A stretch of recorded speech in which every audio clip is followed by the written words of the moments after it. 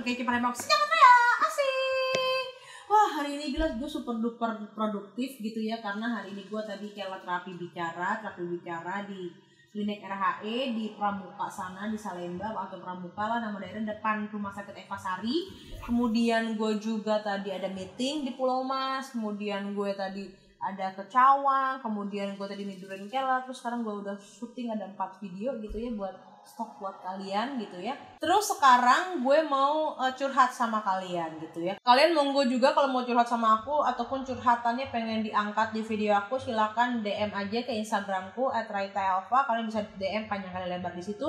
Kalaupun memang pengen diangkat di YouTube aku, bisa cerita banyak juga sebenarnya yang curhat sama gue. Ada yang istri kedua, ada yang misalnya hamil di luar nikah, ada yang misalnya orang tuanya nggak ngizinin dia imunisasi karena katanya faktor agama atau karena apa, banyak banget yang cerita. Tapi memang mereka nggak bilang oke kak kalian boleh diangkat di YouTube gue atau gimana, banyak yang minta saran gue, tapi siapalah gue cuman jawab seperlunya dan sekenanya. Anyway, kali ini gue mau curhat tentang kemarin. Kalau kalian follow Instagram gue, kalian tahu kalau gue ada 4 hari ke Bali melarikan diri gitu ya. Gue sebenarnya kemarin bilang sama Rutin, gue juga nggak tahu ya ini inti video ini apa, tapi gue mau curhat aja betapa susahnya jadi ibu, betapa lo jadi ibu tuh harus waras tingkat dewa dan harus legowo, harus banyak sabar dan banyak ikhlas. Itu yang gue pelajari gitu. Kalau kalian baru mampir ke channel gue gitu ya, gue nggak tahu ini judulnya akan apa gitu ya. Kalian dan belum tahu latar belakang gue tuh susah punya anak. Gue 3 kali keguguran, gue dikuret, terus juga saluran tuba gue diambil 1, jadi chance gue hamil menurun 50%. Ketika hamil Kela gue darah kental, harus suntik-suntik setiap hari, tapi gue melahirkan Kela secara normal. Terus dan gue sama papanya Kela tuh kerjanya sendiri ya, gue YouTuber, papinya Kela editor gitu ya. Kita punya production house tapi memang by project. Kan kalau production house nggak setiap hari kerja, by project, kadang ada kadang enggak. Kalau nggak ada ya gue nge-YouTube kayak gini sehari-hari gue. Tapi ada kalanya gue merasa di usia gue yang sudah 30 tahun ini ya, menurut gue sudah harusnya matang. 30 cuy, nggak muda lagi, nggak muda banget. Maksudnya ya gue masih muda, tapi menurut gue nggak semudah itu, karena banyak teman-teman di luar sana subscriber gue yang usia 19, dia udah punya anak segala macam. Tapi harusnya logikanya usia 30 gue harusnya matang secara psikis, mental gue kuat gitu ya, harusnya.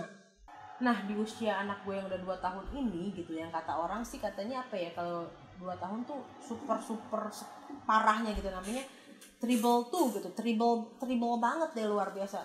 Dia lagi pinter-pinter yang mau banyak nanya, mau banyak gerak, eksplor sana sini gitu. Satu sisi gue merasa ketika gini, contohnya kayak sekarang si Kela tidur, dia tidur dari jam 10 malam. Ketika dia tidur gue me time, balesin DM, baca, main sosial media gitu kan ya. Kemudian gue harus mengumpulkan mood gue syuting, ini part of pekerjaan gue, syuting, ngumpulin materi segala macam. Terus capek kan, habis itu ketika capek lu tidur. Sebelum tidur biasanya gue pengiring tidur, gue nonton Korea sampai akhirnya gue ketiduran sampai gue nggak tahu. Jadi kayaknya cuma buat sampai tidur aja gitu, nonton Korea sampai gue tidur gitu. Kalau Siro suka bilang Fa tidur Fa, iya tidur gue begitu, sambil nonton Korea sambil gue tidur, sampai si handphone gue tuh yang nontonin gue tidur, bukan gue nontonin handphone gue. Terus ketika gue bangun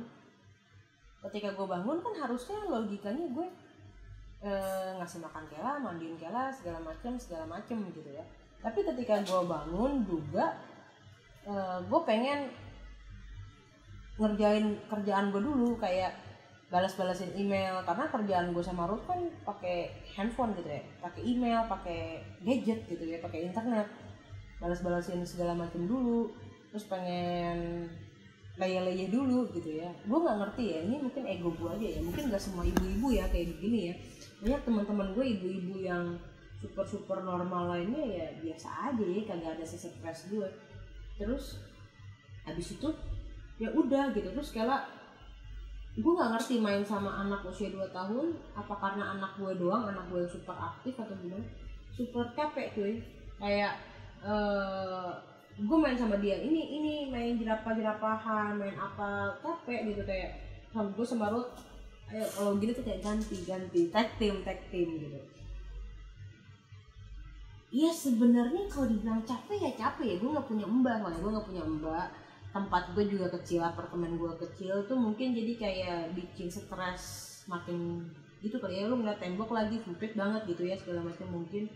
Terus habis itu berantakan rumah, apalagi kalau misalnya si Kela main gitu ya, habis dirapiin nih lagi udah rapi tiba-tiba dalam sekejap udah berantakan tuh gue kayak pengen emosi gitu kayak gitu. Terus si Ruut kalau diteriakin dia lagi sibuk dengan hobinya yang lain, gue nggak tahu hobinya Ruut tuh ganti-ganti. Gue lagi suka main game, perintilan, tadi yang ngedit, tadi yang merokok, tadi yang main handphone gitu ya. Pokoknya kalau gue kayak harus nempel terus sama Kela gitu. Terus ya udah akhirnya karena emosi gue memuncak, akhirnya kalau misalnya si Kela nangis gue tuh makin emosi, akhirnya gue kayak suka bentak-bentak Kela kayak aduh Kela gitu. Nah kadang si Ruth suka marahin gue ya, suka marahin gue, apa anak gue jadi marah-marahin apalah segala macam, udah lo sana mau pergi gitu. Biasanya gue diemin gitu, terus habis itu kemarin teman gue datang dari Jerman, setahun sekali dia bilang datang ke Jakarta. Terus akhirnya gue diajak ke Bali, terus Ruth bilang udah lah lo sana pergi gitu. Gue sebel dengan drama-drama lo itu gitu, karena gue suka drama dalam artian kayak gue capek banget, pusing banget ngurus Kela gitu. Tapi satu sisi gue merasa bersalah gitu. Kalau si Kela tidur nih kayak sekarang, gue tuh kayak suka cium-ciumin, peluk-pelukin, suka nangis gitu, suka minta maaf gitu, kayak maafin mami ya dek apalah segala macam dengan kelebay-lebayan gue gitu, kayak ya nggak bisa sabar ngadepin Kela, nggak bisa mungkin kayak ibu-ibu yang main atau sabar sama Kela gitulah. Terus kayak si Kela sekarang kayak speech delay gini kan, kayak ke klinik terapi bicara.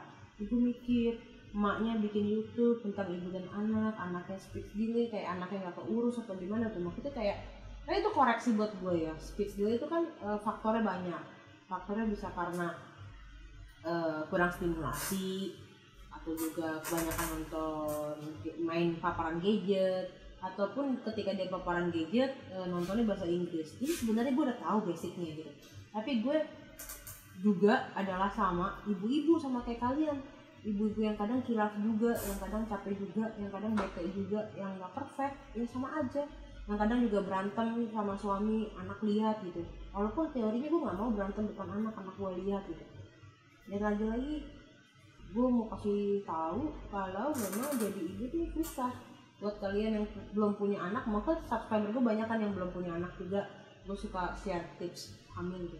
Yang lo harus siapin tuh bukan hanya fisik, duit dan segala macam, tapi ya mental lo dan benar-benar kerja tim sama suami gitu. Kadang kalau Ruth marahin gue bilang gue tuh nggak marah ya sama Kela, tapi gue tuh ngerasa nggak terbantu gitu, Ruth nggak bantuin gitu. Tapi kalau gue ngomong gitu kan Ruth marah sama gue nyuci botol, gue gantiin popok, gitu-gituan deh. Gue tuh jadi bingung gitu. Tadi ya buat kalian ya para suami, kalau bantu istri ya gak usah disebutin gitu. Istri tuh kalau ngedemel ya didengerin aja gitu. Dia cuma mau meluapkan amarahnya aja demi kewarasan jiwa raganya dia. Akhirnya kemarin gue 4 hari ke Bali. Lo tau nggak, gue di Bali tuh setiap hari nontonin, liatin foto Kela. Kalau misalnya mau tidur, teman-teman gue suka ceng-cengin si Alfa merasa bersalah tuh ninggalin anaknya. Tapi satu sisi gue tuh pengen kasih pelajaran buat Ruth, kayak ngerasain lo nggak ada gue pengen tahu betapa susahnya ngurus Kela, ngurus anak gitu ya. Tapi ternyata katanya Ruth, Kela anteng-anteng aja sama dia.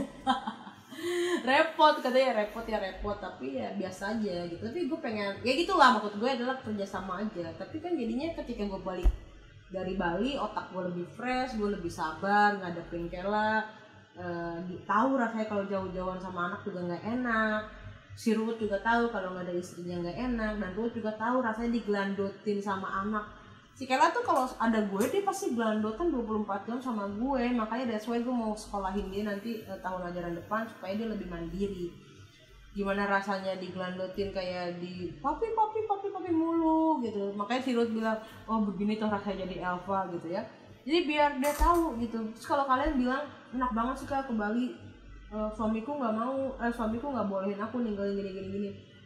It's all about time aja. Lo kasih tahu suami lu kek. Kalau pokoknya gini, kalau misalnya gue pernah ngomong sama salah satu psikolog rumah tangga, psikolog anak segala macam, ibu adalah agent daripada perubahan. Jadi kalau misalnya ibunya tuh nggak waras, dia nggak stabil dan dia nggak happy, sekeluarga tuh bisa nggak happy. Jadi lo harus bikin istri lo happy supaya sekeluarga lo happy gitu. Yang membawa perubahan di keluarga tuh dimulai dari ibu gitu. Bukan perubahan apa ya, maksudnya kayak auranya, spiritnya, semangatnya. Lo semangatin suami, lo ngedidik anak segala macam, itu ibu gitu. Jadi kalau penting banget kok.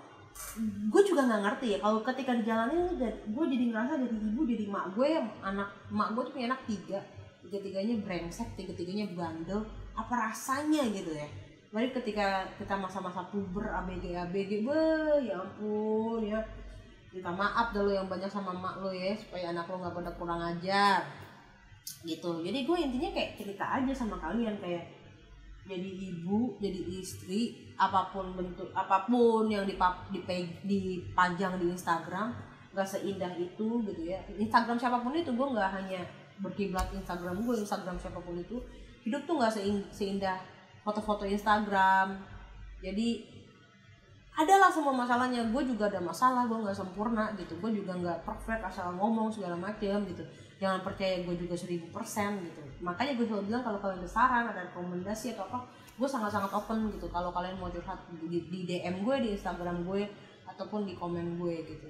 Jadi bener-bener deh kalau mau jadi ibu, ataupun kalian sudah punya anak nih, kayak gue nih punya anak 1, gue pengen punya anak kedua, gue kadang mikir apakah gue sanggup, apakah gue kuat nanti kalau gue ngadepin ketika sekarang kan kayak udah 2 tahun gitu, nanti kalau ada 1 anak lagi, nanti kalau udah muncul, udah gede, udah mulai stabil, muncul lagi anak bayi, oek-oek lagi, terus 2 tahun, usia 2 tahun bandel lagi gitu ya, gimana? Stres banget kan. Gue juga pernah kena baby blues gitu ya, kayak gue pengen banting anak gue, lu bisa cek deh di video gue gitu. Itu faktor lu gak punya support system yang bagus juga gitu. Jadi sekarang menurut gue setelah gue pikir-pikir, baby blues itu mungkin bisa lagi terjadi, tapi mungkin namanya bukan baby blues, bisa postpartum depression atau apapun itulah namanya. Ketika lo punya anak, lo bisa makin lebih stres karena kayak lo ngerasa, buat satu sisi gue ngerasa gue pengen egois, gue gak bisa ngapa-ngapain, gue gak bisa ke salon, gue mau ke salon, gue mau main HP, gue mau main sama teman gue, gak bisa cuy. Itulah pengorbanan seorang ibu kali ya, ketika mak gue gak bisa main sama teman-teman dia ke mall atau nongkrong atau apa segala macem gitu ya, sibuk aja di rumah, bangun pagi gitu. Gue kalau ngeliat nyokap gue rutinitasnya pagi bangunin anak-anaknya, nganterin anak-anaknya sekolah, masak segala macam, siang nanti anak-anaknya pulang sekolah kasih makan, terus habis itu kerjain PR, nganterin anak-anaknya les. Ini zaman gue dulu ya, nganterin anak-anaknya les, pulang habis itu ngasih makan lagi, mandiin, ada PR ada apa, siapin buat besok, seragamnya disetrikain segala macam. Zaman dulu nggak ada handphone gitu ya, mak gue nggak stres gitu ya, gitu cuy. Terus habis itu tidur, bangun pagi lagi, gila ya.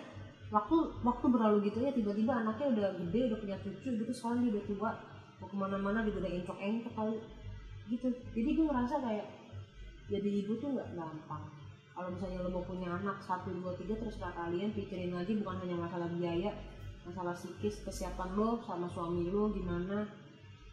Karena gue sama Ruth udah 11 tahun ya, sebabnya gue pacaran 6 tahun, nikah 5 tahun, nggak ada yang berubah. Gue sama Ruth sama-sama begini aja, yang jeleknya masih ada, hal yang bagusnya masih ada, sama-sama brengsek juga. Jadi kalau suami brengsek ya istri juga sama aja brengsek, yang nggak mau kalah gitu. Jadi gue nggak membela siapa-siapa juga gitu. Intinya lo ngerti nggak sih? Gue cuma mau curhat aja, jadi gue mau kasih tahu kalau memang lo memang stuck gitu, lo pengen nangis, lo pengen teriak gitu ya, lo udah kabur aja, dalam artian melarikan diri, lo jauh dari suami dulu, dari anak dulu, lo rilis stres lo have fun, lo lakukan yang lo suka segala macam. Ya nggak harus ke Bali kayak gue kemarin kan ada teman ngajakin ke Bali ya. Kalau sekarang kayak mungkin lo hanya butuh sejam 2 jam bisa misalnya refleksi ke salon, spa atau apapun itu. Dan buat suami-suami gue kasih tahu wajib banget mendukung istrinya gitu. Kadang mungkin kalau istri ngomong sama suaminya bilang lebay lo. Gitu juga mungkin ketika gue ngomong sama Ruth nggak bisa, lu harus me time, harus ini, Ruth juga bilang gitu ya mungkin. Tapi ya udah pokoknya, tapi yang gue alamin sekarang ya seperti ini ya. Mungkin juga suatu hari nanti Ruth juga butuh waktunya sendiri, entah itu dia main sama teman-temannya atau dia dengan hobinya, dengan apa ya, istri-istri juga harus naungin gitu ya. Tapi buat Ruth enggak, ini soalnya Ruth dengar nih bentar lagi ntar dia kayak menagih, oke gue mau kesini gitu. Tapi ya maksudnya itu harus terima, harus ada, harus gitu lah ya, demi kewarasan suami, istri dan anak. Kalau kasihan anak, karena gue ngerasa kasihan Kela, gue ngerasa banyak bersalah, berdosa sama Kela gitu. Kayak gue egois banget jadi ibu gitu. Gue masih tetap dengan gue, posisi gue yang udah jadi istri, jadi ibu, harusnya kayak Elva tuh porsi Elva secara pribadi tuh harus sedikit gitu. Gue ngerasa harus buat anak, fokus buat anak. Tapi ternyata gue nggak bisa kayak gitu, gue nggak bisa. Mungkin buat teman-teman yang bisa gue angkat jempol, luar biasa. Tapi gue nggak bisa, kayak bukan berarti gue nggak totalitas buat anaknya. Tapi gue ngerasa gue nggak punya mbak. Ya mungkin kalian terserah bilang gue mau manja, mau lebay, mau apa, terserah ya, suka-suka kalian. Gue di sini cuma mau curhat aja sih sama ibu-ibu gitu ya. Nggak harusnya kalian juga menyulitkan gue. Gue nggak minta pembenaran, gue nggak minta apa, gue cuma ngebacot aja. Kalau kalian nonton syukur, nggak nonton ya udah gitu ya. Gitu intinya. Susah jadi ibu, kalau lo nggak siap jadi ibu nggak usah jadi ibu, kalau memang kalian program hamil terus belum berhasil, positif aja, berarti kalian belum siap gitu ya. Dan mungkin Tuhan lebih tahu waktu yang tepat buat kalian gitu. Terus kalau sekarang gue udah punya anak dan gue ngerasa pusing gini, gue juga berdoa ya Tuhan, ya pasti gue siap gitu. Cuman gue harus mungkin menggeser posisi gue sendiri. Gue nggak ngerti apakah ini karena pekerjaan gue yang di bidang sosial media ya, jadi ketika bangun tidur gue refleks ngecek handphone kalian gitu nggak sih, ngecek handphone. Sedangkan sekarang udah nangis, harusnya gue harus nggak usah ngecek handphone dulu, harusnya ke Kela gitu ngerti ya. Ya udahlah ya, segitu dulu ya share daripada gue. Nggak tahu poinnya apa, kalian dengar ya syukur, nggak dengar ya udah. Kalian kalau mau curhat sama gue boleh di DM Instagram gue atau komen di bawah. Kalau mau panjang sih DM aja gitu, gue akan bacain. Kalau gue udah baca belum gue balas, DM lagi aja, karena biasanya gue suka lupa gitu kan ya. Udah gue baca tapi gue belum balas, karena kadang gue ke distract, entah Kela nangis, tak kasih makan, entah apa gitu. Oke, semoga kalian ibu bapaknya bisa sama-sama kompak ngurus anaknya, karena ngurus anak itu nggak cukup ibunya doang, karena ibu itu juga ada capeknya, capek psikis, capek mental, capek badan gitu juga sama bapaknya. Oh ya, satu lagi, kalau misalnya si bapak bekerja dan ibunya di rumah, jangan bilang gue udah capek kerja, lu kan nggak kerja, gue capek kerja. Kan buat kalian juga kerja ya kerja, cari duit, ngurus anak ya ngurus anak. Itu menurut gue nggak fair kalau misalnya lo di rumah pengen leye-leye, sedangkan istri lu juga dari pagi ngurus anak, ngurus lu juga gitu kan ya. Biarkan istri lu bernapas juga sebentar gitu, ngerti kan? Udahlah ya, segitu video dari aku. Kalau kalian suka, kalau nggak suka ya udah, gue juga nggak ngerti nih mau ngomong apa. Ya udah, curhat aja orang ngidul ya. Jangan lupa klik like, komen di bawah, share di semua sosial media kalian. Sampai ketemu di video berikutnya. Dadah.